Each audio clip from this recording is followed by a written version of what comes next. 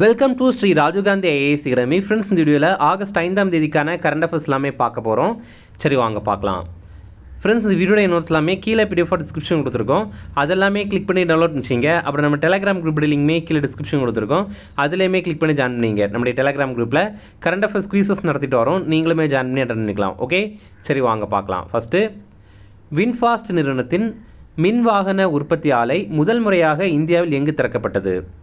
இதற்கான ஆன்சர் தூத்துக்குடி. இப்போ பார்த்திங்க அப்படின்னா, இந்தியாவிலே முதல் முறையாக வின்ஃபாஸ்ட் அப்படிங்கிற நிறுவனத்துடைய மின்சார வாகனம் உற்பத்தி பண்ணுற ஆலை இதை தூத்துக்குடி மாவட்டத்தில் தான் திறந்திருக்காங்க.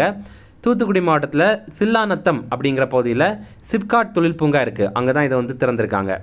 இந்த ஆலையில் ஆண்டிற்கு 50,000 1.5 லட்சம் வரைக்கும் கார்கள் வந்து உற்பத்தி செய்யப்படும்.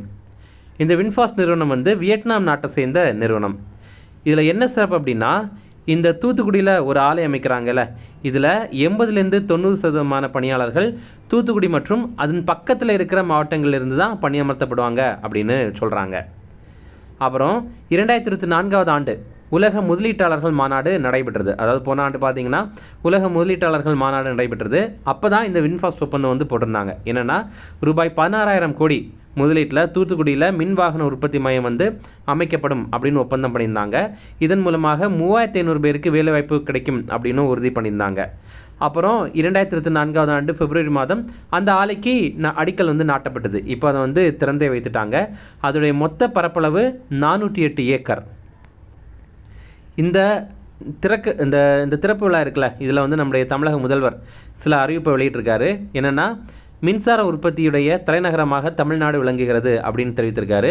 அப்புறம் இந்தியாவுடைய மொத்த மின் வாகன உற்பத்தியில் 40% பங்கு வகிக்கிறது நம்ம தமிழ்நாடு தான் அப்படின்னு தெரிவித்திருக்காரு. அதே மாதிரி நான் முதல்வன் திட்டம் இருக்குல்ல, அந்த திட்டத்தில் சிறப்பு பயிற்சி பெற்ற 200 பேருக்கு இந்த வின்ஃபாஸ்ட் நிறுவனத்தில் இப்போ வந்து வேலைவாய்ப்பு கிடைத்திருக்கு அப்படிங்கிறதையும் அவர் தெரிவித்திருக்காரு. அடுத்த கொஸ்டின், பசுமை புத்தாய்வு திட்டத்தில் எத்தனை பசுமை தோழர்கள் தேர்ந்தெடுக்கப்படுவார்? இதற்கான ஆன்சர் 40.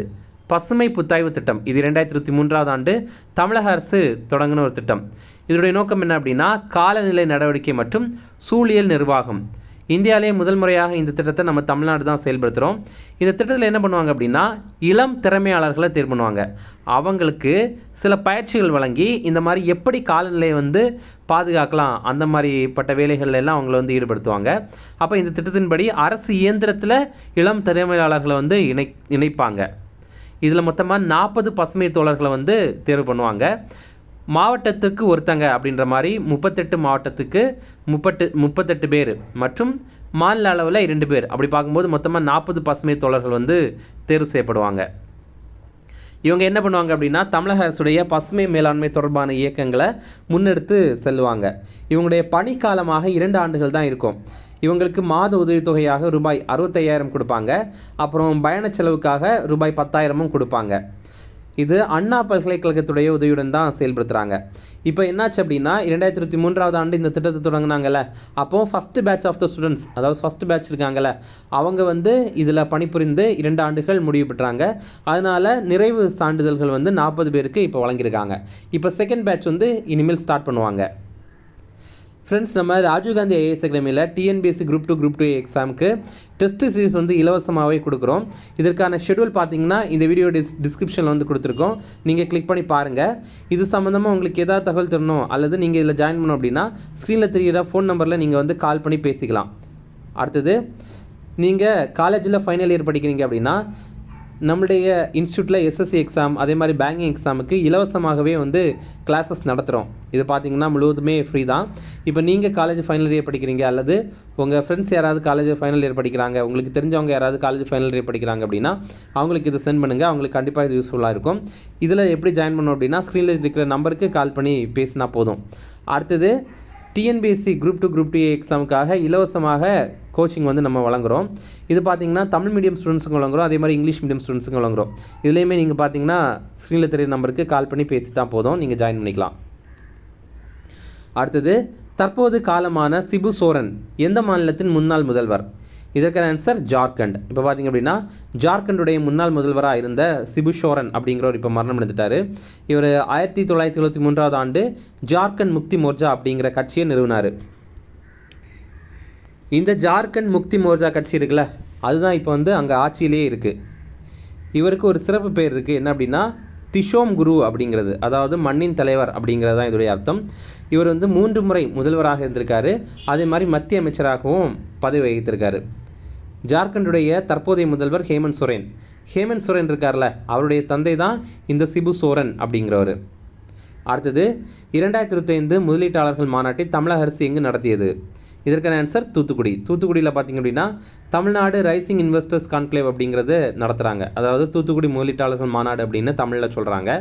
இதில் நம்ம முதல்வர் ஸ்டாலின் சில அறிவிப்புகள் வெளியிட்டிருக்காரு. அது என்னென்ன அப்படின்னு பார்க்கலாம்.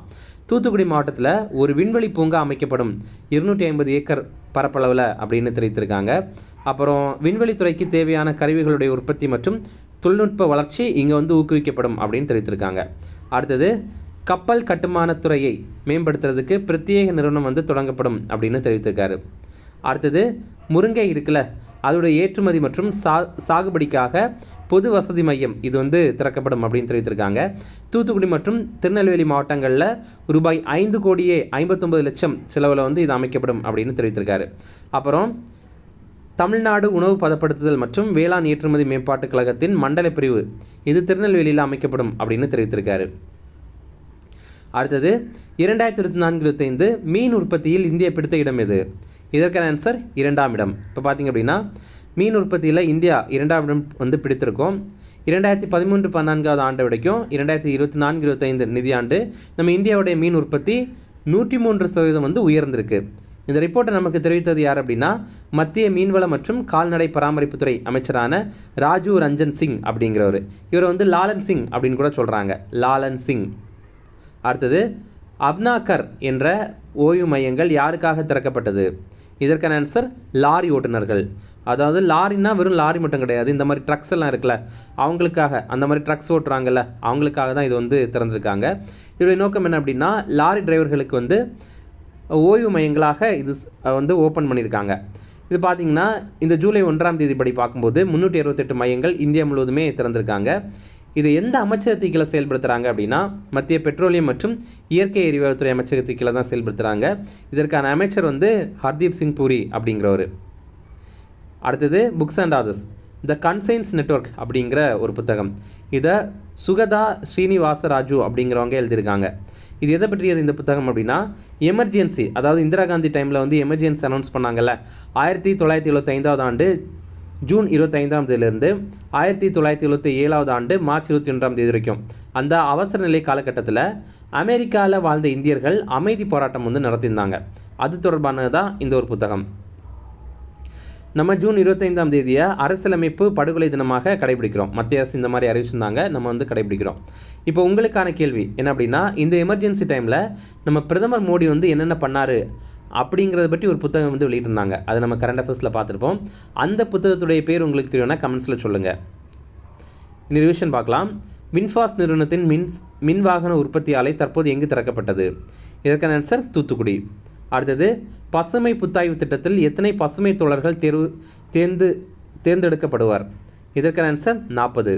அடுத்தது தற்போது காலமான சிபு சோரன் எந்த மாநிலத்தின் முன்னாள் முதல்வர்? இதற்கான ஆன்சர் ஜார்க்கண்ட். அடுத்தது 2025 முதலீட்டாளர்கள் மாநாட்டை தமிழக அரசு எங்கு நடத்தியது? இதற்கான ஆன்சர் தூத்துக்குடி. அடுத்தது 2024-25 மீன் உற்பத்தியில் இந்தியா பிடித்த இடம் எது? இதற்கான ஆன்சர் 2ஆம் இடம். அடுத்தது அப்னாகர் என்ற ஓய்வு மையங்கள் யாருக்காக திறக்கப்பட்டது? இதற்கான ஆன்சர் லாரி ஓட்டுநர்கள். அவ்வளோதான் ஃப்ரெண்ட்ஸ். இந்த வீடியோ பிடிச்சா கண்டிப்பாக லைக் பண்ணுங்கள். நம்மளுடைய சேனலுக்கு சப்ஸ்கிரைப் பண்ணி வச்சுங்க. உங்களுடைய நண்பர்களுக்குமே ஷேர் பண்ணுங்கள். கண்டிப்பாக இது அவங்களுக்கும் பயனுள்ளதாக இருக்கும். அதே மாதிரி ஜூன் மாதத்திற்கான முக்கியமான 100 கரண்ட் அஃபேர்ஸ், அதே மாதிரி ஒவ்வொரு மாதத்திற்கும் முக்கியமான 100 கரண்ட் அஃபேர்ஸ் வந்து நம்ம போட்டிருக்கோம். நீங்கள் இன்னும் பார்க்கல அப்படின்னா லிங்க் வந்து கீழே டிஸ்கிரிப்ஷனில் கொடுத்துருவோம், அதை கிளிக் பண்ணி பாருங்கள். அதே மாதிரி தமிழ்நாடு அரசுடைய திட்டங்கள், மத்திய அரசுடைய திட்டங்கள் இது தொடர்பாக நம்ம வந்து வீடியோ போட்டிருக்கோம். அது நீங்கள் இன்னும் பார்க்கல அப்படின்னாலும் லிங்கில் வந்து, அதாவது டிஸ்கிரிப்ஷனில் வந்து லிங்க் கொடுத்துருக்கோம், அதை கிளிக் பண்ணி பாருங்கள். Okay, thank you.